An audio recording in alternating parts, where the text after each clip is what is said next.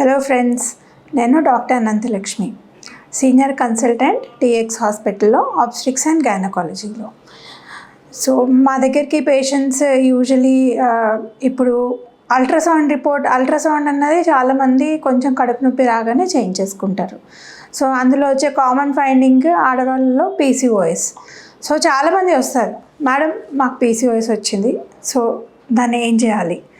Especially చిన్నపిల్లలు అంటే 12 years to 18 years వాళ్ళు చాలా టెన్షన్ పడిపోయి తల్లిదండ్రులు తీసుకొని వస్తుంటారు. సో అసలు పీసీఓఎస్ అంటే ఏంటి? పీసీఓఎస్ అంటే ఓవరీలో అండాశయాల్లో సిస్ట్లు ఉండడం. ఆ సిస్ట్లు ఫస్ట్ 8 years అంటే పీరియడ్ ఫస్ట్ టైం వచ్చిన తర్వాత, అంటే పెద్ద మనిషి అయిన తర్వాత, మీనార్కి వచ్చిన తర్వాత ఫస్ట్ 8 yearsలో హార్మోన్స్ వల్ల ఎక్సెసివ్ సిస్ట్లు ఉంటాయి. less than 8, more than 10 ఉండొచ్చు. వీళ్ళలో 8 yearsలో మనం అల్ట్రాసౌండ్ క్రైటీరియా తీసుకోము. సో ఎక్సెసివ్ సిస్ట్లు ఎప్పుడైతే 12 సంవత్సరాల్లో పెద్ద మనిషి అయిన తర్వాత ఫస్ట్ 8 ఏళ్లలో మీకు సిస్ట్లు కనిపిస్తాయో వాటి వల్ల టెన్షన్ పడకూడదు. అది కామన్ ఫైండింగ్, అది ఉంటుంది, అది నార్మల్, అది ఆ పిల్లలకి.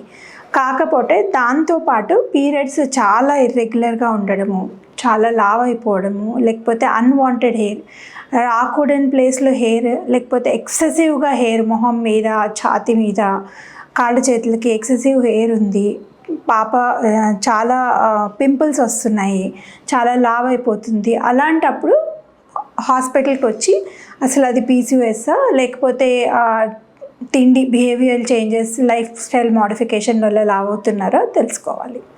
This is one thing.